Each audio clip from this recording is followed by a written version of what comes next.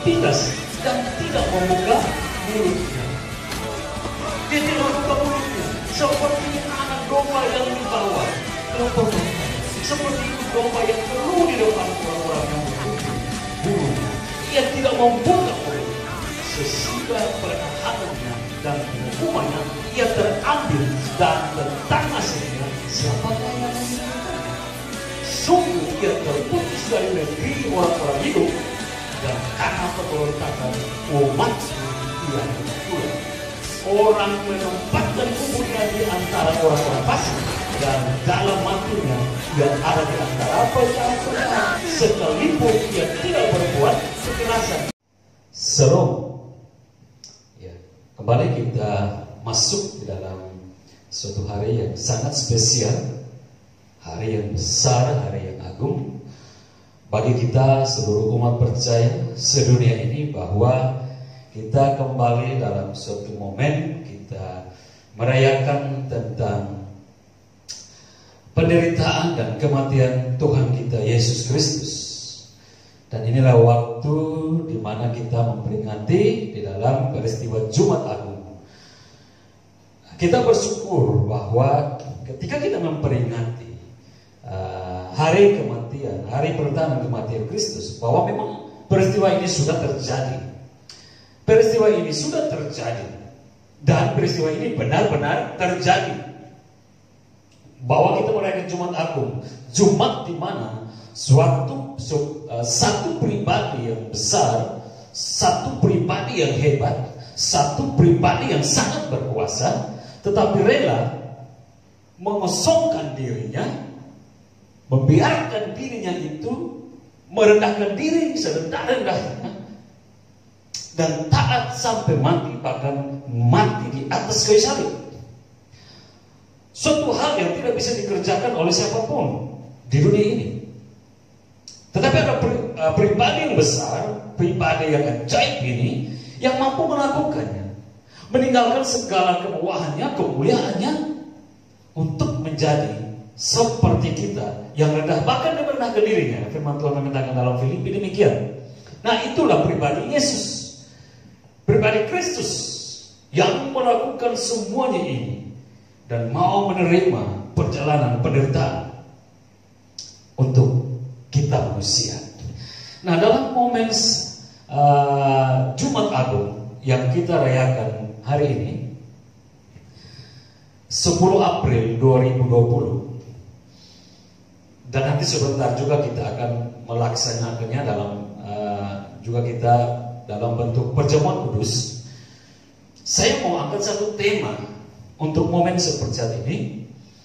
Tema ini berbicara tentang melihat diri dalam penderitaan Kristus. Melihat diri dalam penderitaan Kristus. Diri siapa? Tentu diri kita. Atau secara umum diri manusia. Atau lebih khusus lagi, diri umat ketebusan. Nah, saya memakai hal ini, saya mau mengangkat tema ini, tapi dari dasar firman Tuhan yang bisa kita baca bersama-sama. Firman Tuhan ini terambil dalam Yohanes 10 ayat 10 sampai 11. Demikian firman Tuhan. Pencuri datang hanya untuk mencuri dan membinasakan. Sekali, pencuri datang hanya untuk mencuri dan membunuh dan membinasakan. Aku datang supaya mereka mempunyai hidup dan mempunyainya dalam segala kelimpahan. Ayat 11. Akulah gembala yang baik. Gembala yang baik memberikan nyawanya bagi domba-dombanya. Ya. Yohanes 10 ayat 10 dan 11.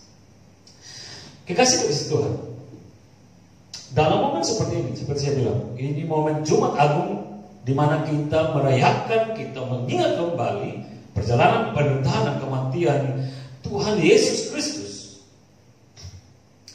Ketika kita memperingati hari besar ini, ketika kita memperingati Jumat Agung seperti ini, Apa yang bisa kita lihat tentang diri kita dalam perjalanan pengorbanan, penderitaan, dan kematian Kristus? Sekali lagi, ketika kita merayakan Jumat Agung senantiasa dalam kehidupan kita, atau melihat kembali perjalanan penderitaan Kristus, apa yang kita lihat diri kita dalam penderitaan itu? Ada beberapa hal yang kita bisa lihat di sini. Satu, ada tiga kalau saya boleh kasih saat ini. Kita bisa melihat bahwa ini berdasarkan Yohanes 10 ayat 10 dan 11 tadi. Kita bisa melihat bahwa pertama, kita adalah orang yang terhilang. Kita adalah orang yang terhilang. Kau begitu? Ya, perhatikan ayat 10 dia bilang, pencuri datang untuk mencuri, membunuh, dan membinasakan. Ayat 10a perihal tentang pencuri dan mencuri. Kata pencuri ini dari bahasa aslinya itu kleptes. Itu artinya orang yang mencuri, atau bicara tentang oknum, si maling. Nah, itu kleptes, pencuri. Kemudian ada klepto. Ini untuk kata mencuri. Nah, ini artinya mengambil milik orang lain tanpa izin, atau biasanya dengan sembunyi-sembunyi, kan gitu ya. Nggak ada orang mencuri sesuatu dengan terbuka, kan gitu. Itu bukan namanya mencuri, itu minta atau apalah, iseng. Tapi kalau mencuri secara sungguh-sungguh, pasti dia melakukannya dengan sembunyi-sembunyi. Nah, jika dia dapatkan, maka hasil curiannya itu juga dia akan sembunyikan. Dia akan sembunyikan hasil curiannya itu.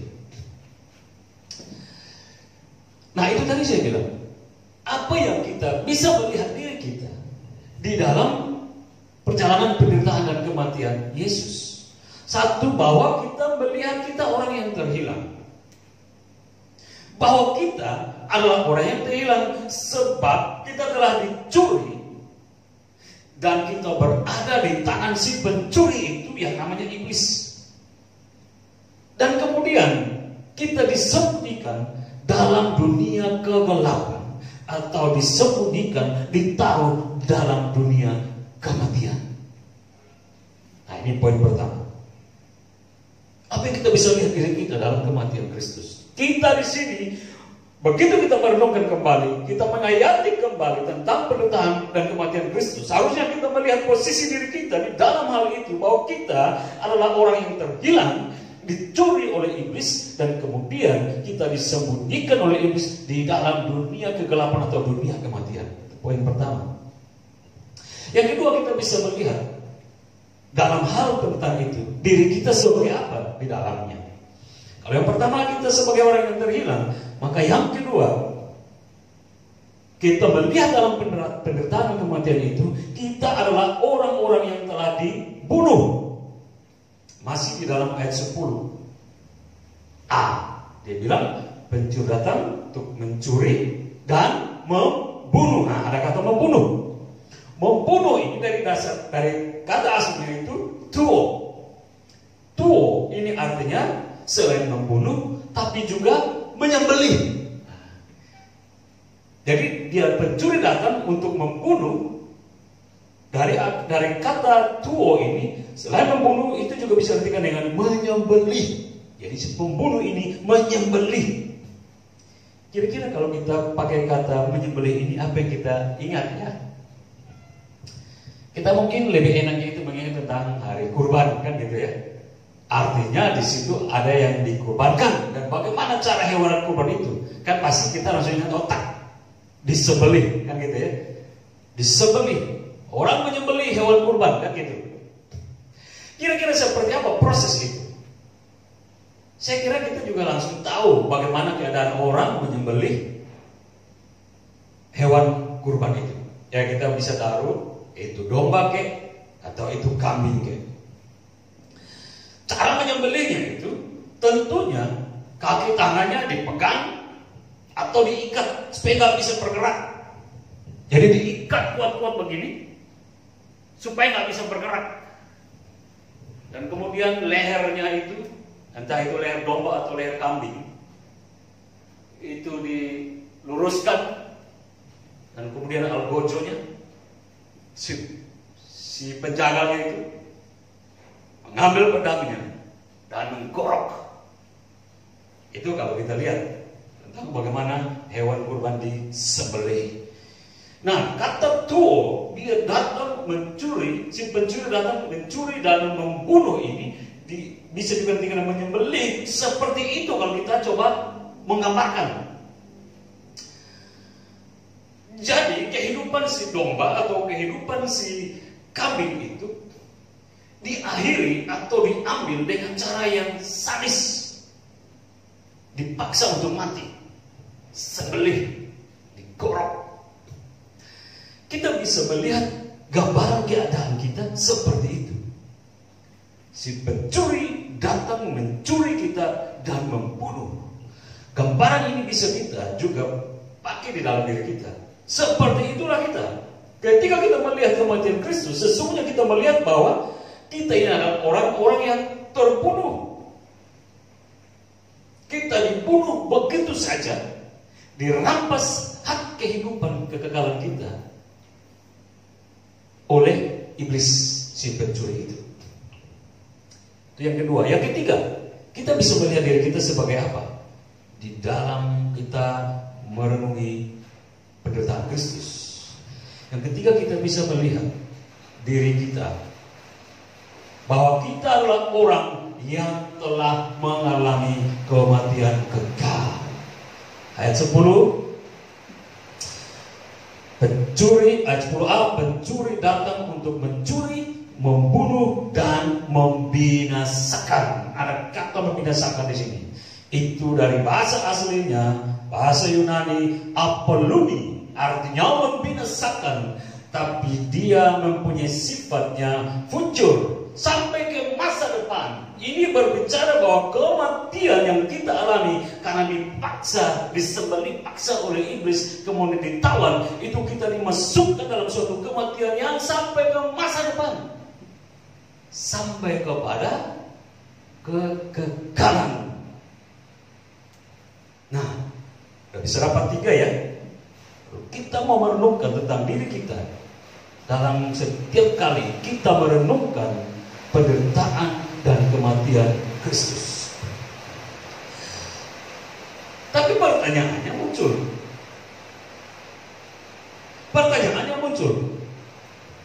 Kenapa kita tidak menyadari?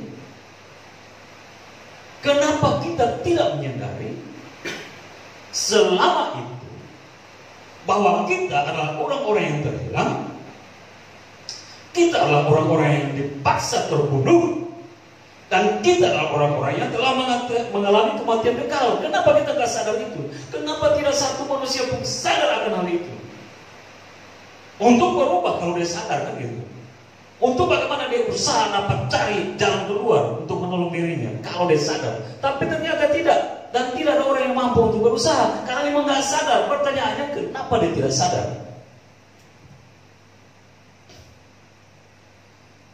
Yesaya 53 ayat 6, di situ dikatakan apa? Kita sekalian sesat seperti domba, masing-masing mengambil jalannya sendiri. Jadi kita seperti domba yang sesat, berjalan sendiri. Kita nggak tahu kita mau jalan, kita masuk jurang, kita jalan mau masuk badai, kita jalan ke sana, kita mau masuk api, kita nggak tahu. Kita seperti domba yang kehilangan arah, sesat, dan kita nggak tahu di depan ada apa. Kita jalan aja dan kita tidak tahu jalan kembali, kita tidak tahu jalan pulang. Mengapa? Kita tidak sadar. Kita tidak sadar, kita tidak mengetahui itu. Pertanyaannya kembali, kenapa kita tidak sadar akan keadaan diri kita yang 3 tadi itu? Kenapa kita tidak sadar bahwa kita ini orang-orang yang sudah terhilang? Kenapa kenapa kita tidak sadar bahwa kita ini orang-orang yang telah terbunuh, dan kenapa kita tidak sadar kalau kita ini adalah orang-orang yang sudah binasa dalam kekekalan. Kenapa? Ada beberapa alasan di sini yang coba saya mau memahaminya. Saya mau belajar, saya mau merenungkan. Kenapa sampai sebegitu ya?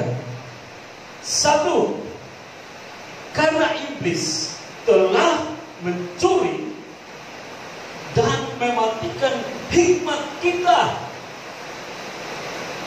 sehingga kita tidak tahu apa yang benar, yang sesungguhnya harus kita berbuat. Nah, itu yang pertama. Kenapa kita tidak ada satu orang pun yang memahami tentang keadaan diri kita? Itu tadi, karena satu, karena iblis sudah mencuri dan mematikan kemuliaan yang dulu ada pada kita, yang dulu kita miliki, sehingga kita tidak tahu apa yang benar, yang sesungguhnya harus kita berbuat. Kan Roma 3:23 bilang apa? Roma 3 ayat 23, semua orang telah berdosa dan telah kehilangan kemuliaan Allah. Jadi pertama, ketika kita dicuri alias kita jatuh ke dalam dosa oleh karena bujuk rayu iblis, kehilangan total kemuliaan Allah dari diri kita. Itu sebab kemuliaan Allah ini berbicara tentang hikmat Allah di dalam diri kita ikut hilang, ikut pergi. Karena apa? Kita sudah tercuri.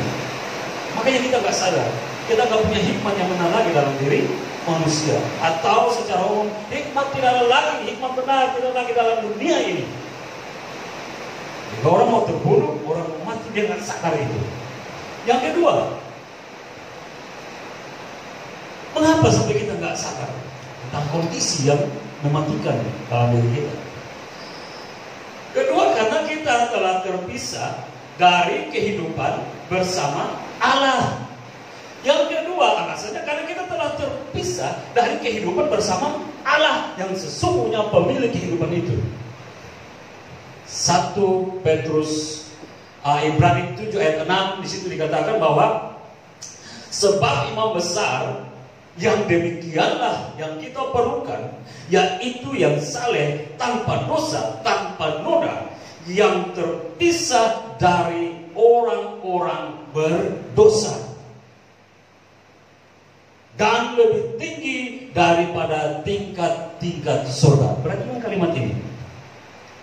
Sebab imam besar yang demikianlah yang kita perlukan, yaitu yang saleh, tanpa salah, tanpa noda, yang terpisah dari orang-orang berdosa. Apa tadi saya bilang? Mengapa kita tidak sadar dalam keadaan kebinasaan kita, dalam keadaan keterhilangan kita, dalam keadaan terbunuhnya kita oleh karena maut? Kita nggak sampai sadar, satu orang pun nggak sadar. Karena apa? Kita sudah terpisah dari kehidupan bersama Allah. Allah yang kudus, Allah yang suci, Allah yang murni, Allah yang sempurna, terpisah dengan kita karena kekotoran, kenajisan, kehinaan, dosa yang menguasai kehidupan kita. Itu alasan kedua. Kenapa kita tidak sadar? Karena kita sudah terpisah jauh dari Tuhan. Dalam kekelaman, dalam kematian, tanpa pengharapan. Jadi ada dua alasan ini. Tadi ya, ada dua alasan kenapa kita nggak sadar. Nah, dalam kekelaman atau kematian, tanpa pengharapan inilah Yesus Kristus datang untuk menyambung kembali. Menyambung itu ini tali yang putus atau hubungan yang putus, atau apalagi ikatan yang putus. Bukan longgar ya. Kalau longgar tuh istilahnya masih tersambung, tapi agak, kalau rantai motor kan agak sedikit longgar, getar-getar gini kan, tapi belum putus. Tapi kalau putus berarti selesai, hubungannya sudah selesai, putus. Nah, dalam kekelaman atau kematian, keadaan kita manusia yang dalam dosa itu terputus tanpa pengharapan. Disinilah Yesus Kristus datang menyambung kembali hubungan kita dengan surga. Ya kan? Datang kembali menyambung hubungan kita dengan surga. Akulah, atau dia bilang, supaya aku datang supaya mereka mempunyai hidup dan mempunyainya dalam segala kelimpahan. Wah, luar biasa. Kita yang sudah tidak sadar apa-apa lagi, kita sudah tidur lama dalam kematian, kita sudah tidur lama dalam ketertawanan kita di dalam hukuman dosa, kita sudah kehilangan panjang di dalam kekekalan kebinasaan itu, dan kita nggak sadar-sadar. Kristus datang. Yesus yang Allah sejati itu mau turun menjelma, berinkarnasi menjadi manusia yang sejati untuk menebus kita dan menyambung kembali hubungan kita dengan Bapanya di surga. Kan gitu. Nah, kita udah mulai melihat diri kita kan, kita udah mulai belajar. Kita mulai melihat siapa diri kita. Kalau kita mulai merayakan mengingat kembali tentang penderitaan dan kematian Kristus. Kekasih Tuhan. Lalu pertanyaannya, apa yang Yesus sambungkan? Yang katanya Yesus datang, lalu menyambung kembali hubungan kita dengan surga. Apa yang Yesus sambungkan? Satu jawaban. Apa yang Yesus sambungkan? Jawabannya adalah hidup. Hidup. Yesus datang bertujuan untuk menghidupkan kembali kita yang sudah mati. Jadi kalau pertanyaannya, Yesus datang menyambungkan apa kita dengan surga? Menyambungkan hidup itu kepada kita. Itu jawabannya. Jadi dengan kedatangan pertamanya, jadi Yesus sudah datang pertama sebagai manusia, dan dia sudah selesai dengan karya penebusan di atas kayu salib. Dia mati, dia bangkit dan naik ke surga. Dia berjanji dia akan datang kembali yang kali keduanya. Kali pertamanya dia datang itu, dia telah menjadikan kita yang tadinya mati dalam kebinasaan kekal, sekarang menjadi hidup kembali. Bahkan bukan lagi hidup yang biasa-biasa, tapi hidup dalam kelimpahan. Jadi ketika kedatangan pertama Yesus menebus kita, menyelamatkan kita, menghidupkan kita kembali, kita tidak lagi manusia, tidak lagi hidup yang biasa-biasa, tapi manusia dipulihkan, dihidupkan kembali dalam kelimpahan. Kan dia bilang, aku datang supaya mereka boleh hidup dan memperolehnya dalam kelimpahan.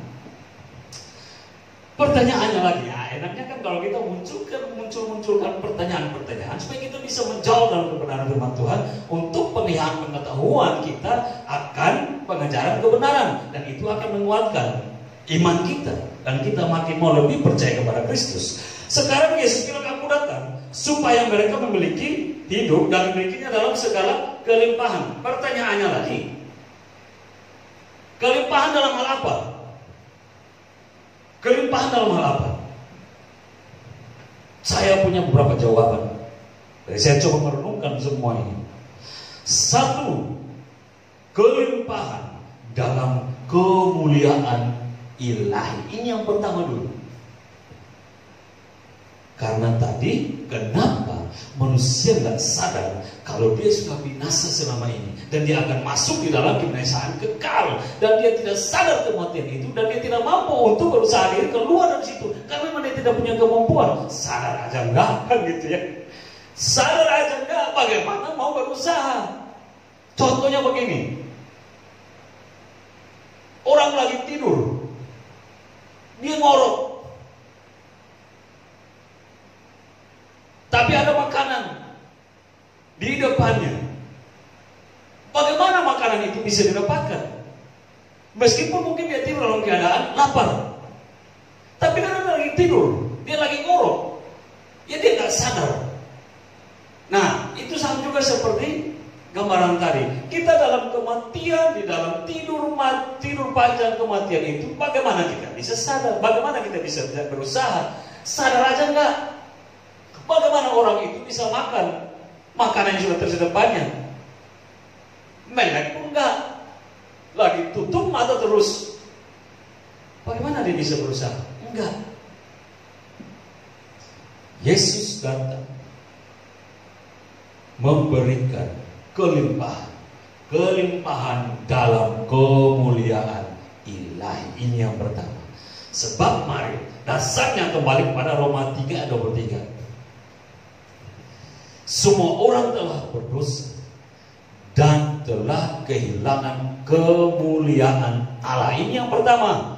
Kemuliaan ini berbicara tentang kekuasaan, otoritas, dan hikmat yang dahulu ada pada kita dengan sempurna. Kalau Allah menciptakan kita untuk menjadi wakil Dia di dunia ini, berarti Dia kurniakan semua kemuliaan itu. Di dalamnya ada otoritas dan ada hikmat. Tapi begitu kita jatuh dalam dosa, tertawa di dalam kematian dosa, itu semua hilang. Makanya di dalam Roma 3:23 itu, waktu kita berdosa, semua sudah berdosa, kemuliaan Allah pun lenyap dari kita.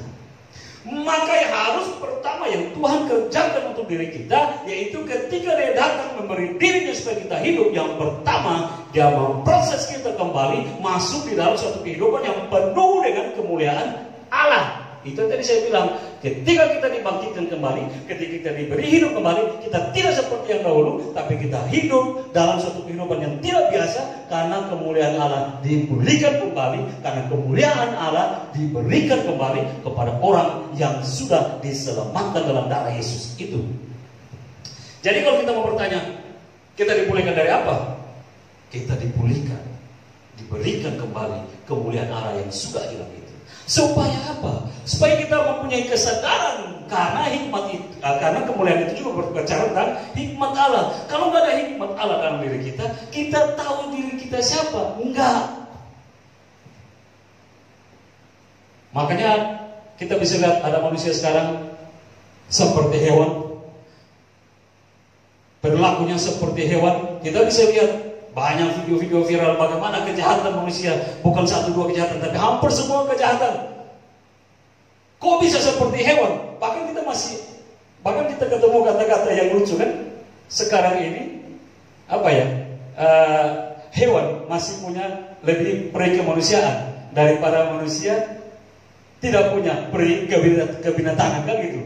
Ini menggambarkan bahwa begitu luar biasa degradasinya moral manusia. Mengapa? Karena kehilangan kemuliaan Allah. Hikmat Allah tidak ada padanya, sehingga dia tidak tahu kebenaran sesungguhnya untuk kehidupan manusianya. Nah, itu yang dimaksud. Itu yang dimaksud oleh Kristus. Kristus harus kerja yang pertama, memulihkan kita, mengembalikan kemuliaan itu, supaya kita memiliki kebenaran dan kita memiliki hikmat untuk tahu menata diri, untuk tahu menata hidup, untuk tahu membawa jalan-jalan hidup ini sesuai dengan kehendak Tuhan, tidak sesuai kehidupan yang lama. Supaya hikmat Allah kembali menaungi kita dan kita dapat mengenal kebenaran. Yang kedua, Dia memberikan kelimpahan. Dalam kelimpahan apa? Sukacita. Ya, datanglah kiranya dari Sion keselamatan bagi Israel. Apabila Allah memulihkan keadaan umatnya, maka Yakub akan bersorak-sorai, Israel akan bersukacita. Keadaan seseorang yang tertawan, keadaan seseorang yang terhilang, keadaan seseorang yang terpenjara, keadaan seseorang yang terikat, keadaan seseorang yang dikerangkan, saya terlalu yakin perasaannya, hatinya akan merintih, dan tentu dia hilang dari segala yang disebut dengan sukacita. Karena dia bergumul tentang keadaan, bagaimana saya bisa melepaskan diri dari sini? Bagaimana keadaan saya ke depan? Apakah masih punya masa depan untuk saya? Apakah masih ada harapan untuk saya dalam keadaan terikat seperti ini? Dalam keadaan terpenjara seperti ini? Dalam keadaan ditindas? Dalam keadaan ditekan? Dalam keadaan ditawan? Adakah sesuatu yang baik di dalam keadaan seperti itu? Saya kira orang-orang dalam keadaan seperti itu pasti akan terus menangis dan menangis. Hanya orang gila yang mau memberi diri masuk dalam penjara, kan gitu ya. Hanya orang gila yang mau memberi diri sedang masuk dalam penjara, tapi orang normal enggak. Meskipun di situ ada makanan prodeo, kan gitu. Ada makanan gratis di situ. Tapi enggak ada orang mau dalam penjara. Kenapa? Hidupnya dikerangkeng secara total. Bagaimana perasaannya bisa senang? Bagaimana perasaannya bisa sukacita? Itu baru gambaran kecil. Apalagi ditawan oleh dosa, ditawan dalam kuasa kegelapan, mati di dalam kuasa maut yang kekal. Adakah sukacita? Adakah kegembiraan? Adakah damai sejahtera ada di dalam kematian kekal itu? Bukankah Alkitab mengatakan bahwa di sana hanya ada apa? Kertak gigi, tangisan yang luar biasa dalam kekekalan. Tuhan tahu itu kita sementara merintih dan kita tidak sadar. Tuhan tahu kita sementara berseru-seru minta tolong dan kita tidak mampu untuk menolong diri sendiri. Dia datang itu memberikan kelimpahan, yaitu sukacita. Tuhan memulihkan kembali sukacita. Setelah pertama Tuhan memulihkan kemuliaan, supaya kita kembali memiliki hikmat untuk tahu hidup yang benar sesuai dengan Tuhan. Kemudian dia pulihkan sukacita untuk diri kita, sehingga kita bisa hidup damai sejahtera dalam segala persoalan, dalam segala tekanan, dalam segala masalah, dalam segala pergumulan. Kita masih bisa menikmati sukacita. Akhirnya orang bertanya-tanya, orang itu kok aneh ya? Dalam pergumulan seperti ini dia tenang-tenang saja. Dalam kondisi seperti ini, mulai mengkhawatirkan, menakutkan, kok dia sepertinya baik-baik saja. Orang nggak tahu di dalam dirinya telah terjadi pemulihan hubungannya dengan Tuhan, dan Yesus mengerjakan itu. Dunia tidak melihatnya, tetapi orang yang mengalaminya akan merasakan sukacita yang tidak terkatakan, akan merasakan damai sejahtera yang tiada tertahan-tahan, dan akan mendapatkan ketenangan yang tiada orang lain bisa mengukur, hanya dia sendiri dan Kristus yang tahu. Meski di tengah situasi yang kacau sekalipun, itu Tuhan pulihkan, Tuhan limpahkan sukacita yang kita butuhkan. Kemudian yang ketiga, apa yang Tuhan limpahkan dalam diri kita? Ketenangan. Wah, ketenangan juga. Bukankah kita juga butuh ketenangan? Iblis tidak mampu menghadirkan ketenangan. Yang iblis mampu hadirkan yaitu apa? Chaos, kehancuran, kebinasaan, penderitaan. Dan adakah ketenangan dalam penderitaan jika itu terjadi di luar Yesus? Semua akan berteriak-teriak minta tolong, ampun, ampun, ampun, ampun. Tapi di luar Tuhan tidak ada lagi yang ampun. Semua akan mengalami penderitaan dan kematian itu. Itu sebabnya Tuhan peduli untuk teriak minta tolong kita. Dan Tuhan datang, Tuhan memberikan hidup dan memberikan kelimpahan. Salah satunya Tuhan hadirkan kembali ketenangan itu dalam hati batin kita. Sebab tidak ada satu manusia pun yang mampu saling menolong, memberikan ketenangan. Enggak, karena masing-masing telah kehilangan ketenangan itu. Dan semua hanya bisa membuka tangan, menendangkan tangan hanya kepada Yesus. Dan Yesus mengaruniakan itu sebagai berkat ketenangan ketika dia pulihkan hidup kita melalui penderitaan dan kematiannya. Bukankah Matius 11 ayat 9 mengatakan begini, pikulah kuk yang kupasang dan belajarlah padaku, karena aku lemah lembut dan rendah hati, dan jiwamu akan mendapat ketenangan. Waduh, ini suatu janji yang luar biasa ya. Bukankah kuk itu berat? Kuk itu beban. Itu digambarkan seperti ada 2 kerbau atau seekor kerbau atau 5 kerbau, di atasnya ditaruh kuk, ditaruh beban untuk dia bajak sawah. Mondar mandir tanah itu dibajak dan kuk itu dipasang di atas lembu atau kerbau mengerjakan itu. Apakah itu ringan? Itu berat. Itu gambarannya. Tetapi Yesus bilang, pikulah kuk yang kupasang dan belajarlah padaku. Alasannya kenapa kuk yang Yesus pasang itu enak. Karena apa? Yesus adalah pribadi yang lemah lembut dan rendah hati. Sehingga ketika kita datang, apapun persoalan yang akan menjadi ringan. Karena dia yang mau menanggung itu semua. Dalam apa? Segala kelemah lembutannya. Dan dalam segala kerendahan hatinya. Sebagai Allah, dia mau menanggung itu untuk kita. Bukan untuk dia, untuk kita. Supaya ketika kita mendapatkannya, persoalan-persoalan berat akan terwujud di dalam kuasa kasih Yesus. Dan dia menggantikannya dengan ketenangan. Amin ya. Itu hanya dalam Kristus. Itu hanya ada dalam Yesus Kristus. Tidak ada dalam pribadi manapun juga. Tidak ada satu manusia pun yang menjanjikan ini. Cari di mana pengajaran yang ada menjanjikan, manusia menjanjikan tentang datanglah kepadaku dan aku akan berikan ketenangan kepadamu. Sebab aku ini lemah lembut, aku rendah hati. Tidak ada. Hanya di dalam Yesus. Dan kalau Yesus mengatakan itu, maka tepatlah sebab dia Allah yang berkuasa memberikan itu pada kita. Kemudian berikan kelimpahan. Kelimpahan dalam hal apa? Pengharapan. Karena ketika kita dikuasai dosa, ada dalam kematian kekal, segala pengharapan itu hilang. Termasuk pengharapan untuk hidup hilang. Dan tidak ada artinya hidup ini lagi. Karena sudah terbuang jauh dari Tuhan. Aku datang supaya anakku ini memiliki hidup. Dan tidak saja memiliki hidup, tapi aku akan kuberikan dia segala kelimpahan. Di dalam kelimpahan itu, aku membuat dia memiliki pengharapan kembali. Sebab dosa itu, iblis itu telah datang mencuri pengharapan kita.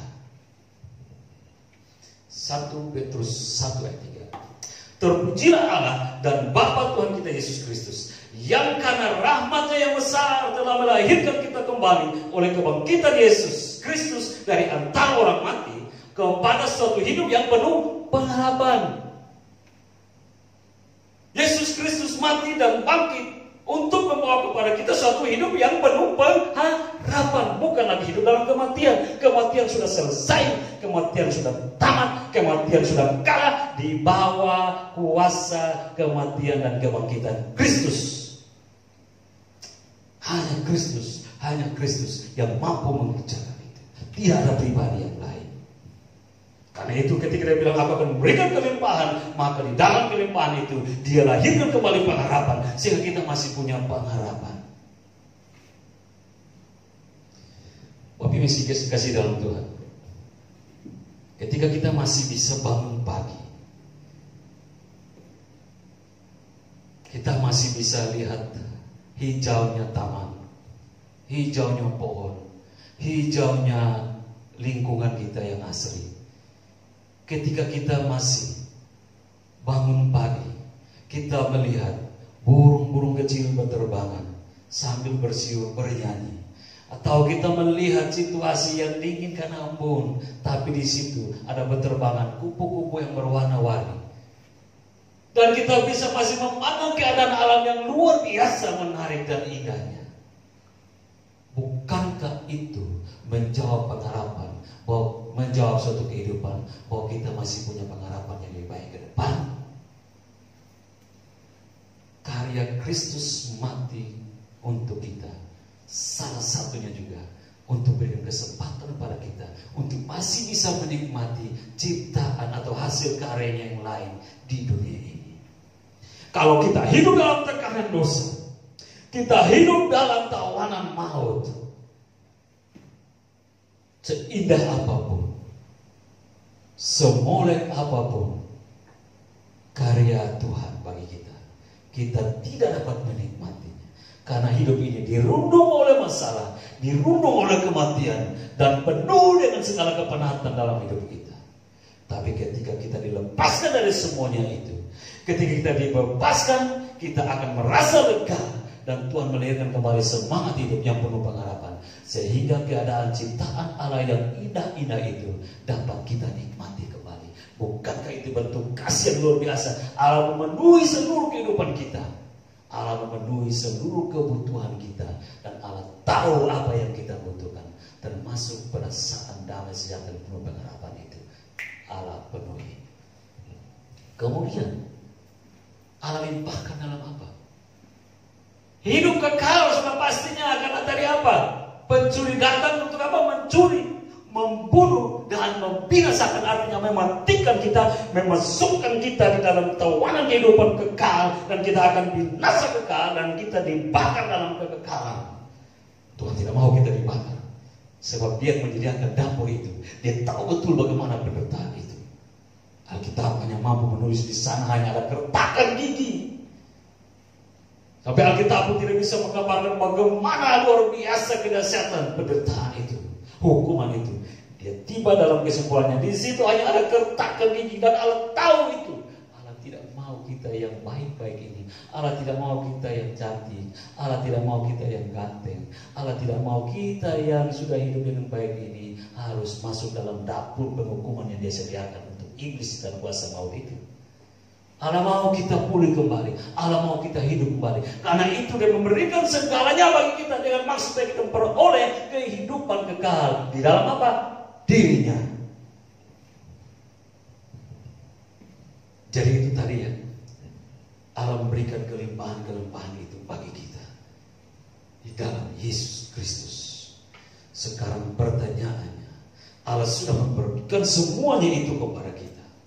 Tapi Yesus ketika Dia memberikan itu dengan jalan apa? Kan gitu ya. Dengan jalan apa Yesus memberikan semua yang terbaik itu bagi kita? Kelimpahan-kelimpahan itu Yesus berikan kepada kita dengan jalan apa? Kan ada banyak jalan. Kalau orang mau kasih hadiah ke kita, sekarang kan lagi lockdown semua kan. Lagi social distancing, physical distancing.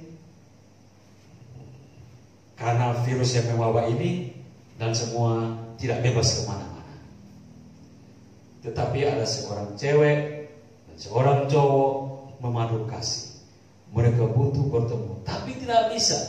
Tetapi sang cowok memberikan sesuatu kepada dia. Bagaimana caranya supaya hadiah dari si cowok ini sampai ke rumah si cewek? Karena kondisinya lagi lockdown kan gitu. Lagi lockdown. Apa jalannya supaya hadiah ini datang? Jalannya itu via online, pesan Gojek atau apapun itu, dan diantar ke rumah. Itu jalannya. Ada jalannya hadiah dari si cowok, si kekasih ini kepada kekasih hatinya yang jauh di sana. Karena nggak bisa bertemu, lockdown yang memutuskan hubungan mereka sementara kan itu. Jalannya ada. Sekarang pertanyaannya, Yesus memberikan semua yang terbaik itu bagi kita. Jalannya apa Yesus datang? Jalannya apa Yesus memberi? Apakah Yesus juga pakai paket? Apakah Yesus juga kirim lewat Western? Atau JNE semua kelimpahan itu? Jawabannya, Yesus memberikan semua kelimpahan itu melalui jalan salib. Jalan salib cuma satu-satunya jalan untuk kita mendapatkan kelimpahan itu. Jalan salib, tidak ada jalan yang lain. Tidak ada jalan yang lain. Tapi cuma satu-satunya jalan salib.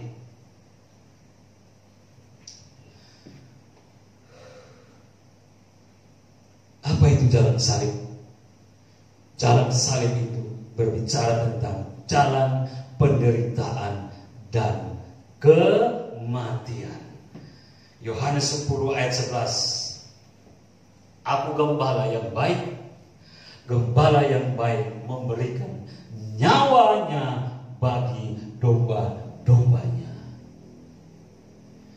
Jalan kelimpahan itu datang kepada kita oleh Yesus melalui jalan penderitaan dan kematian.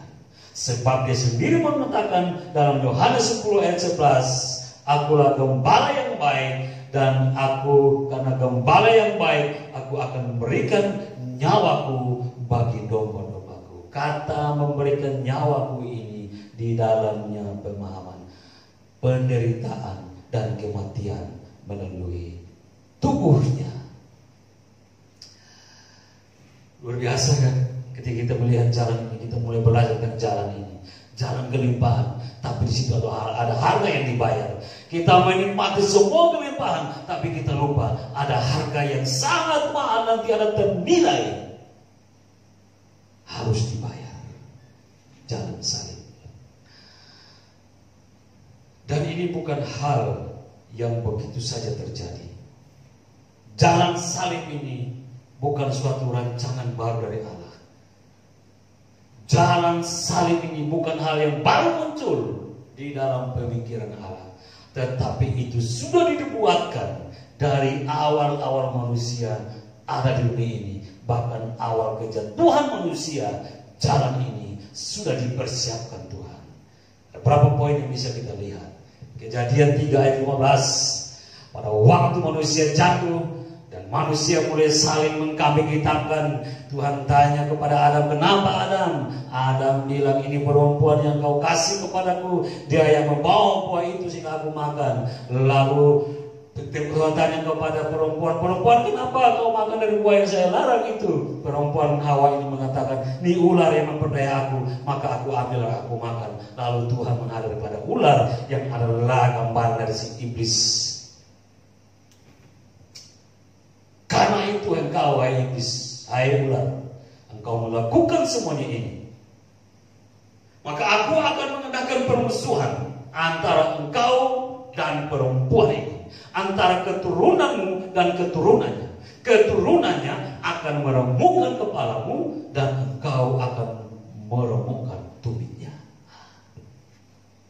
Dari sini sudah ada gambaran tentang proses jalan salib itu. Ketika manusia ini jatuh karena dosa yang diperbuat, dengan latar belakangnya ada iblis intervensi di situ, dan manusia tidak sadar diri lagi untuk kembali kepada kehidupan kemuliaan Allah. Allah datang mengambil dari lubang maut itu dengan suatu janji dari awal bahwa nanti keturunan perempuan ini akan meremukkan kepalamu, hai iblis, tapi engkau iblis juga akan meremukkan tumit dari keturunan perempuan ini.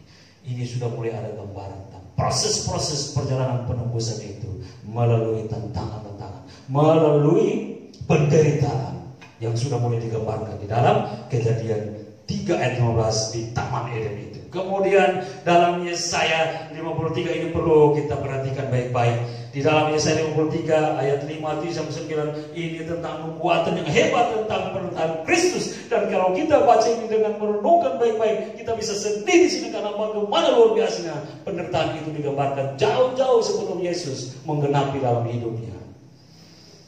Tetapi dia tertikam oleh karena pemberontakan kita. Dia diremukkan oleh karena kejahatan kita.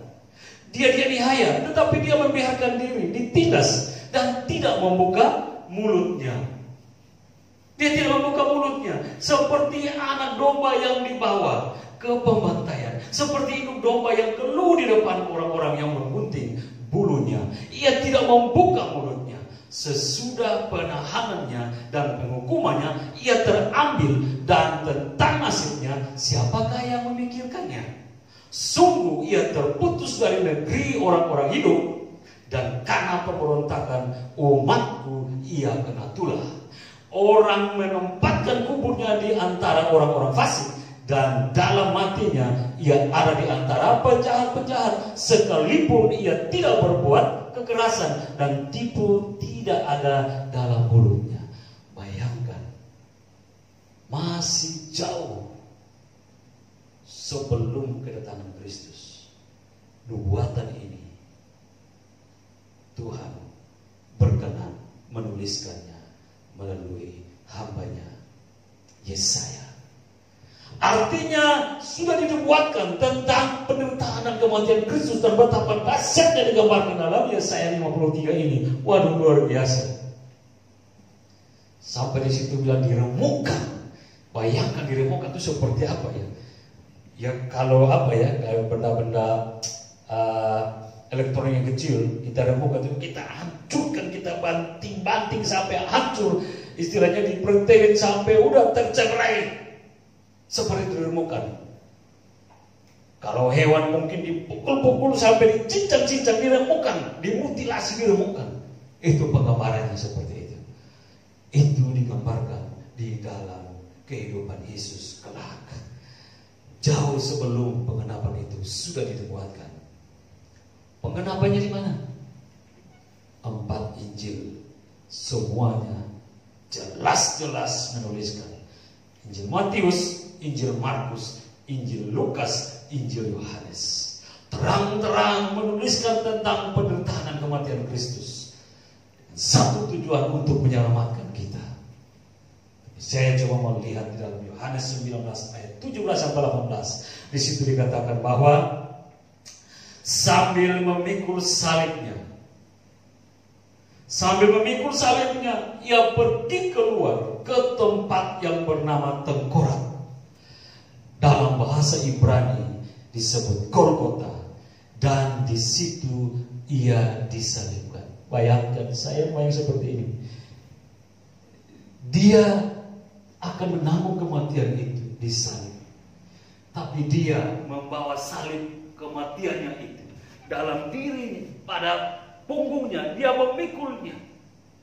Kemudian dicambuk, dipukuli, diludahi, dikata-katain, dimaki, difitnah, segala macam perjalanan Golgota itu, perjalanan penyaliban itu, perjalanan penderitaan itu. Waduh, luar biasanya kalau digambarkan.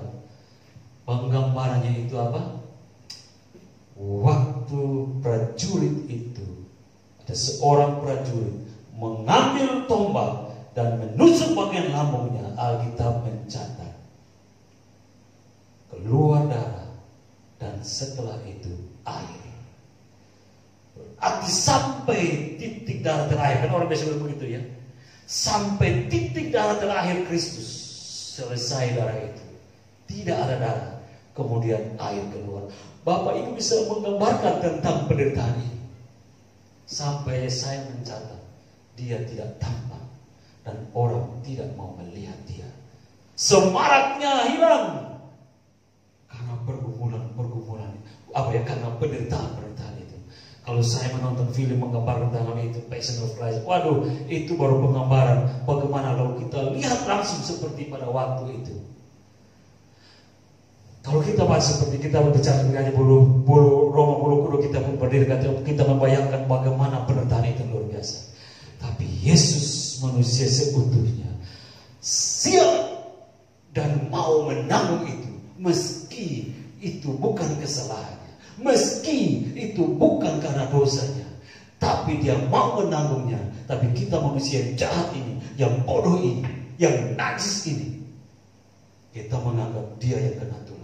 Kita menganggap dia yang berdosa. Dan sampai saat ini manusia kotor, sampai saat ini manusia-manusia jahat, sampai saat ini manusia-manusia yang hina ini, masih juga ada yang mengata-ngatai Yesus seperti itu. Mereka tidak tahu akhir semuanya, pembalasan pasti akan terjadi. Dan itu kesempatan saat ini. Mari kita merenungkan tentang kematian Kristus saat ini. Kematian di mana kita bisa melihat diri kita. Kita orang-orang yang terbuang, dan kita butuh keselamatan, kita butuh pengharapan, kita butuh damai sejahtera, kita butuh sukacita, dan itu hanya ada dalam kematian dan kebangkitan Kristus. Karena itu ada kesempatan saat ini. Percayalah, jangan kita menyepelekan pengorbanan Kristus. Jangan kita anggap rendah, jangan kita anggap hina penderitaan yang sudah Yesus tanggung, pengorbanan yang dia mau terima untuk kita. Karena betapa dahsyatnya penghukuman itu nanti, betapa dahsyatnya penghukuman yang akan kita terima dari penolakan kita untuk menerima karya salib Yesus itu. Karena itu akhirnya kekasih-kasih Tuhan, Mari sekali lagi di momen-momen Jumat Agung seperti ini, ketika kita memperingatinya, kita merayakannya, kita ingat Kristus mati untuk kita, Kristus menderita untuk kita, dan kita mau melihat diri kita menjadi apa di dalamnya, seperti apa dalam penderitaan kematian itu. Kristus rela mati, rela menderita sampai mati di atas kayu salib. Supaya apa? Supaya kita yang terhilang mendapatkan jalan kembali kepada Bapa di surga. Kalau tidak lewat jalan itu, surga akan tertutup terus untuk kita. Tapi dia rela mati supaya surga terbuka, kesempatan kembali kita datang kepada Bapa terbuka. Karena dia jalan menuju ke surga. Dia jalan kehidupan itu, tidak ada jalan lain. Karena itu Yesus dia berkatakan apa? Akulah jalan, kebenaran, dan hidup. Tidak ada yang lain. 2. Kristus rela menanggung penderitaan yang berat itu sampai mati di kayu salib, supaya kita yang telah dibunuh dalam dosa dihidupkan kembali dalam kemuliaan Allah. Ketika kita dihidupkan kembali, kemuliaan Allah yang hilang karena dosa kematian itu, Allah pulihkan kembali dalam diri kita melalui kematian dan kebangkitan Kristus, supaya kita memiliki kemuliaan Allah kembali dan hikmat Allah menaungi kembali kita. Yang ketiga, Kristus Yesus mau menderita, menanggung penderitaan dan kematian itu, supaya kita yang telah mati dalam kekekalan atau mati sepanjang masa dan tidak terukur masa-masa itu, memperoleh kembali hidup yang kekal, hidup yang tiada terukur panjangnya. Mengapa? Karena kita hidup bersama-sama dengan Allah yang kekal, pemilik hidup kekal itu. Amin. Inilah momen di mana mari kita merefleksi diri kita. Mulailah kita melihat diri kita, orang-orang yang hina, orang-orang yang kotor, orang-orang yang bobrok, orang-orang yang mati. Tetapi oleh karena kasih sayang Kristus yang besar, Jumat Agung ini terjadi supaya kita hidup kembali, hidup dalam kelimpahan dan kekekalan kita miliki bersama dengan Dia di surganya, dalam nama Tuhan Yesus. Amin.